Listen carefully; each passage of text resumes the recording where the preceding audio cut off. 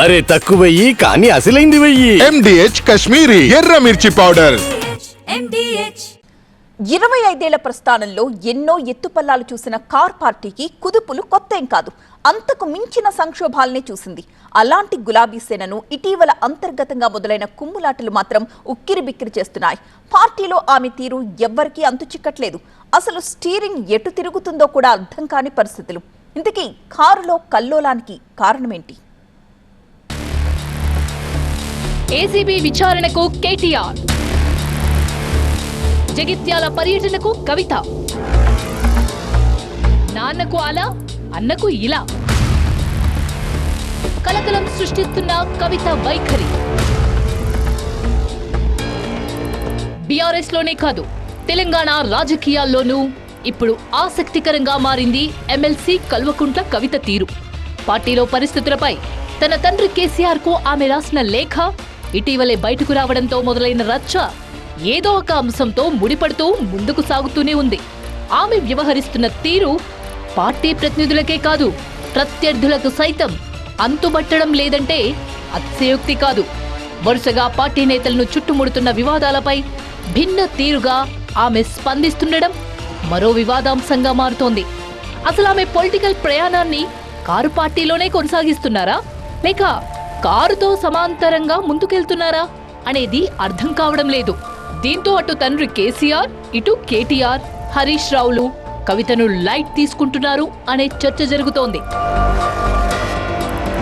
కాళేశ్వరంపై విచారణకు హాజరు కావాలంటూ కేసీఆర్ కు జస్టిస్ ఘోష్ కమిషన్ నోటీసులు ఇవ్వడాన్ని తీవ్రంగా తప్పుబట్టిన కవిత, కేసీఆర్కే నోటీసులు ఇస్తారా?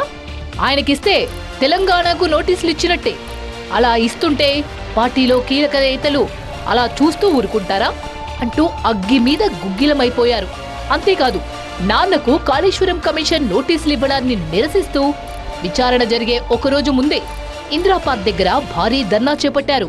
రాష్ట్ర ప్రభుత్వంపై తీవ్ర స్థాయిలో ధ్వజమెత్తారు. నీళ్లు ఇవ్వడం ఆయన చేసినటువంటి తప్ప, నిధులు తీసుకురావడం ఆయన చేసినటువంటి తప్ప, కేసీఆర్ కిట్ ఇవ్వడం ఆయన చేసినటువంటి తప్ప, అభివృద్ధి పదంలో తెలంగాణను దేశంలో నంబర్ 1గా నిలబెట్టడం తప్ప ఏం తప్పు, ఎందుకోసం నోటీసులు ఇచ్చిరని ఇవాళ తెలంగాణ జాగృతి తరఫున, యావత్ తెలంగాణ సమాజం తరఫున నేను కాంగ్రెస్ ప్రభుత్వాన్ని ప్రశ్నిస్తా ఉన్నాను. డాడీకి నోటీసులిస్తే ప్రభుత్వంపై మాటల దాడి చేస్తూ ధర్నాతో దద్దరిల్లేలా నిరసన తెలిపిన కల్వకుంట్ల కవిత అన్నయ్య విషయంలో మాత్రం మరోలా వ్యవహరించడం ఇప్పుడు రాజకీయంగా ఆసక్తి రేపుతోంది.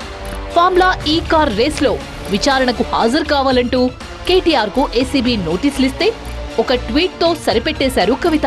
వేధింపుల్లో భాగంగానే మా వర్కింగ్ ప్రెసిడెంట్ కేటీఆర్ గారికి కక్షపూరితంగా ప్రభుత్వం నోటీసులిచ్చింది అంటూ ఓ పోస్ట్ పెట్టి మమ అనిపించేశారు. అసలలా ఆమె ఎక్స్ లో స్పందించడం పార్టీ శ్రేణులకే కాదు రాజకీయ వర్గాలకు సైతం ఆశ్చర్యం కలిగించింది. ఎందుకంటే అంతకుముందు నిర్వహించిన ప్రెస్ మీట్లలో, చిట్చాట్లలో పార్టీ నాయకత్వంపై ఆమె చేసిన వ్యాఖ్యలు అలాంటివి. మరి కేసీఆర్ తప్ప ఎవరి నాయకత్వాన్ని తాను అంగీకరించబోను అంటూ వ్యాఖ్యానించిన కవిత మా వర్కింగ్ ప్రెసిడెంట్ కేటీఆర్ అంటూ ట్వీట్ చేయడం నిజంగా ఆశ్చర్యం కలిగించే అంశమే. దీంతో ఆమె వైఖరి ఏంటి అన్నది ఇటు పార్టీ వర్గాలు, అటు రాజకీయ వర్గాలకు అర్థం కానట్టుగా ఉంటున్నాయి. నాన్న విషయంలో సీరియస్ గా స్పందించి అన్న విషయంలో మాత్రం లైట్ గా అన్నట్టుగా వ్యవహరిస్తున్న కవిత ఇప్పుడు మరో విషయంలో ఆసక్తికర చర్చకు తెరలేపారు. ఫార్ములా ఈ కార్ రేస్ లో కేటీఆర్, ఏసీబీ విచారణకు హాజరవుతున్నారని తెలిసి యావత్ బీఆర్ఎస్ శ్రేణులు కదం తొక్కాయి. రాష్ట్ర నలుమూలల నుంచి కేటీఆర్ కు మద్దతుగా హైదరాబాద్ లోని తెలంగాణ భవన్ కు చేరుకున్నాయి. కానీ చెల్లెలుగా కవిత మాత్రం అటువైపు రాలేదు. అన్నయ్య ఏసీబీ ముందుకు వెళితే ఆమె జగిత్యాల పర్యటనకు వెళ్లారు. అక్కడికెళ్లి కాంగ్రెస్ ప్రభుత్వంపై ఫైర్ అయ్యారు. కేటీఆర్ కు నోటీసులు ఇవ్వడాన్ని తప్పుబట్టారు.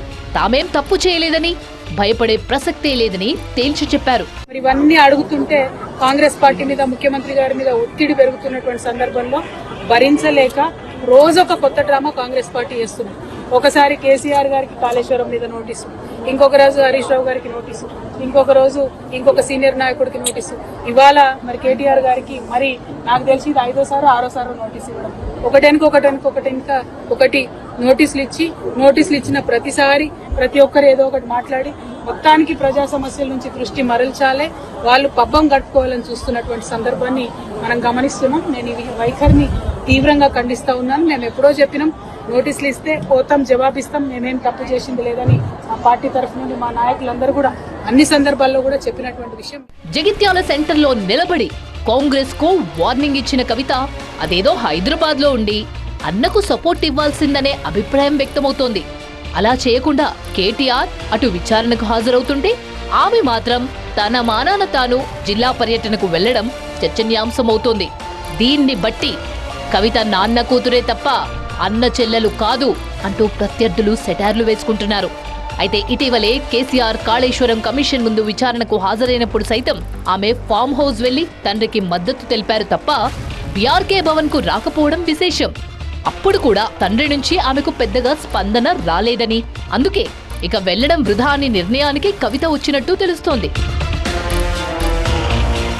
కేటీఆర్ కు ఆపదలో చెల్లెలు కవిత అలా వ్యవహరిస్తే బావ హరీష్ రావు మాత్రం వెన్నంటి నిలవడం మరో ఆసక్తికర అంశం. విచారణ కోసం కేటీఆర్ ఇంటి నుంచి స్టార్ట్ అయింది మొదలు విచారణ ముగించుకొని తిరిగి తెలంగాణ భవన్ కు వచ్చేదాకా ప్రతి క్షణం పక్కనే ఉన్నారు హరీష్ రావు. ఆరోగ్యం సహకరించకపోయినా అక్కడే మద్దతుగా నిలబడ్డారు. అంతేకాదు కేటీఆర్ వ్యక్తి కాదు, ఓ శక్తి అంటూ తన సమకాలికుడైన బావమర్దిని ఆకాశానికెత్తేశారు. బీఆర్ఎస్ లో హరీష్ రావు కేటీఆర్ ఇద్దరే అంటుంటారు. అలాంటిది తనను కాస్త తగ్గించుకొని మరీ కేటీఆర్ ను బలమైన శక్తిగా హరీష్ అభివర్ణించడం గులాబీ సేనలోనే కాదు రాజకీయ వర్గాల్లోనూ ఇంట్రెస్టింగ్ టాపిక్ గా మారింది. పార్టీకి వరుస షాక్లిస్తూ ముందుకెళ్తున్న కవిత ఇప్పుడు అన్నయ్య కేటీఆర్ ఇబ్బందుల్లో ఉన్నప్పుడు సైతం లైట్ తీసుకోవడం ఒక రకమైన చర్చకు దారితీస్తే పోటీ అవుతారనుకున్న హరీష్ రావు కేటీఆర్ ను వెనకేసుకొస్తుండడం ఆసక్తికర పరిణామంగా కనిపిస్తోంది. ఈ దెబ్బకు అసలు కారు పార్టీలో ఏం జరుగుతుంది అనే గుసగుసలు గులాబీ సేనలోనే వినిపిస్తున్నాయి. ఇప్పుడు పచ్చ శనగలైనా బొబ్బర్లైనా తెల్ల శనగలైనా నల్ల శనగలైనా అన్ని అమోఘంగా అవుతాయి.